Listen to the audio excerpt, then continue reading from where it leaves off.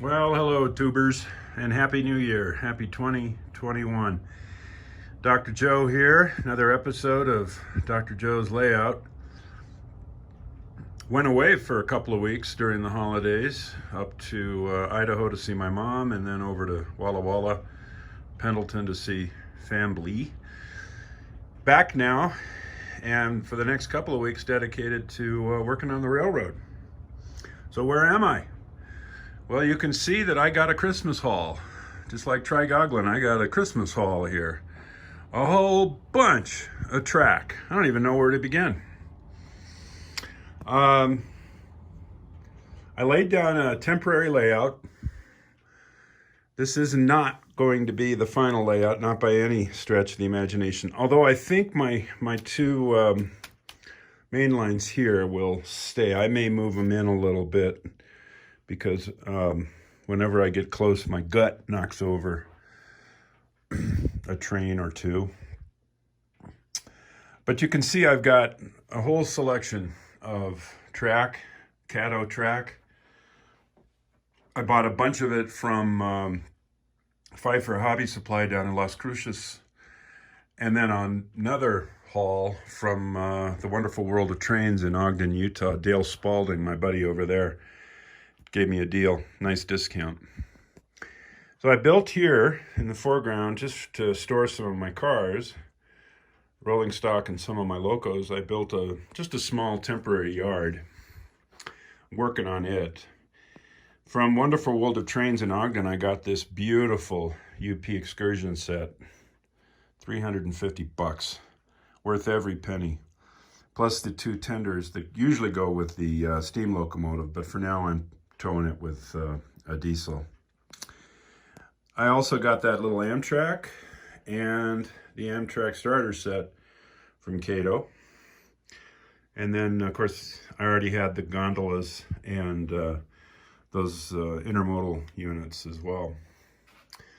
So the table, not much has changed with one exception. I'll come to that in a second.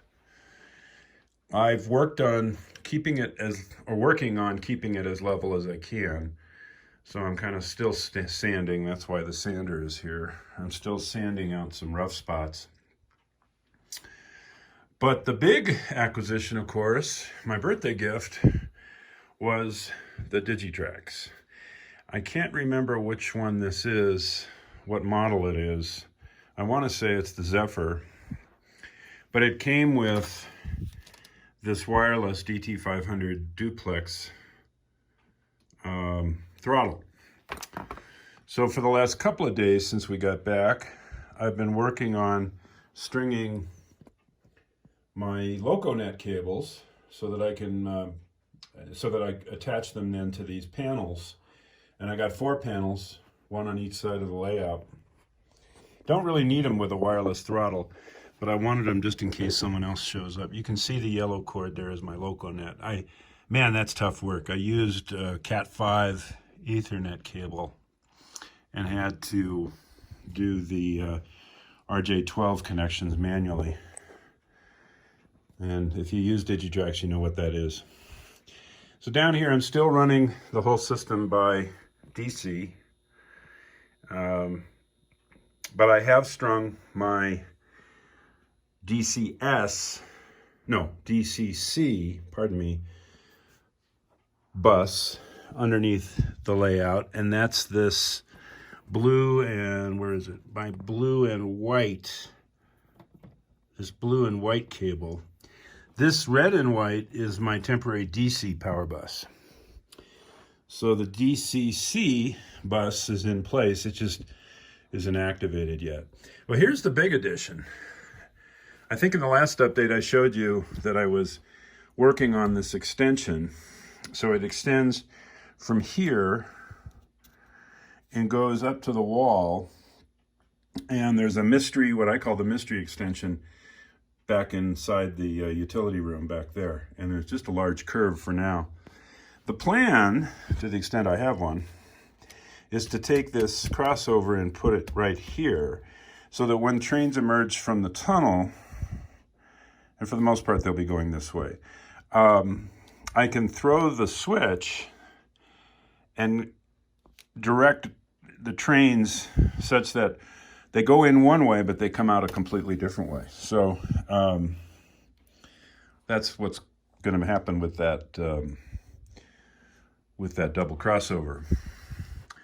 You can see all the detritus, as we say, left over, cutting off the Cat 5 connectors, and then manually wiring the little RJ12 6-conductor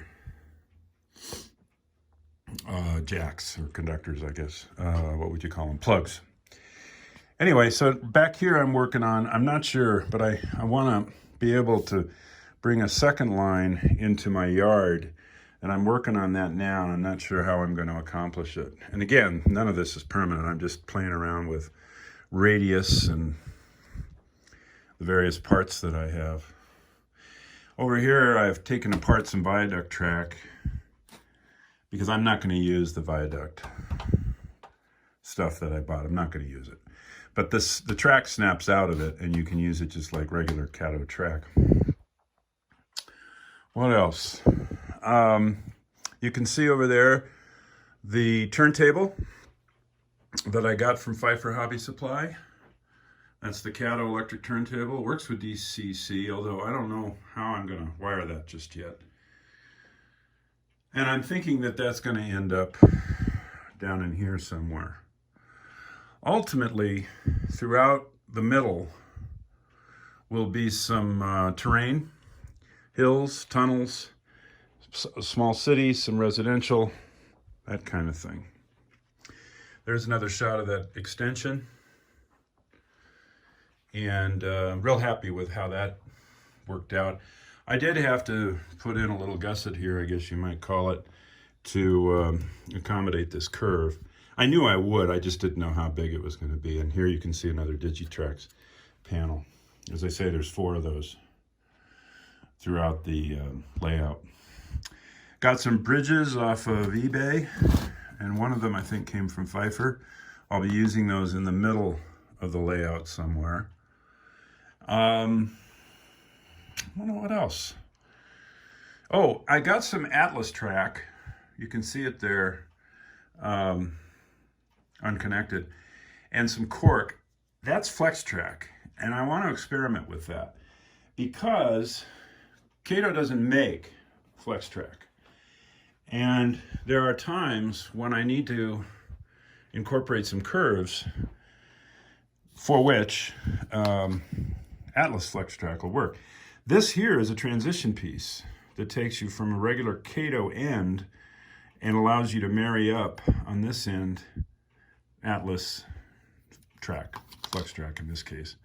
And that indentation there at the end is for the cork so that the height is equalized.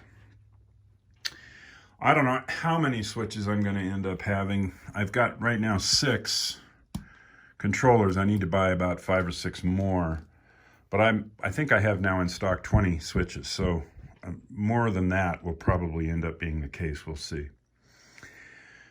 Let's see, so we're at about 8 minutes. I wanted to keep this less than 10. My next project is to go in and add decoders to this Atlas loco and the UP loco here. I'm not real good at names, model numbers, and that kind of thing. These 2 locos, the George Bush and the Amtrak, are already encoded. They have coders inside, decoders inside. So I've ordered, well, I got the decoder for this, and I have to order a decoder for this one, and I'll be installing that before the new semester kicks in and I have to start teaching college students again, which is always a blast. Boy, I think that's it. Just a lot going on. Oh, by the way, back here, I moved my workstation and created a little indentation here. You can see here where I'm going to do a lot of my soldering and work. It's just easier for me to do it standing up. And I've got my magnifying light or lamp here now. That's maybe temporary, I don't know. And so what I have to do is I'll have to hide this by putting maybe a foam board here and creating a wall. But that'll be easy to do because the terrain will be back in here anyway. So this will all be hidden when you're on the other side of the room. Yeah, nothing else to tell you about. Hope everyone had a safe and happy New Year's. 2021 has got to be better than 2020. In fact, I'll go so far as to personally guarantee it. I mean, 2020 was stupid with the virus and all the crap with the election. Although, in the last few days, it's just as stupid, right? We'll see. All right, everybody. Be sure to subscribe and leave a comment. Tell me what you'd like to see. I'll be doing updates every couple of weeks. At the most, probably, or at the least, probably once a week if I can get around to it. Take care.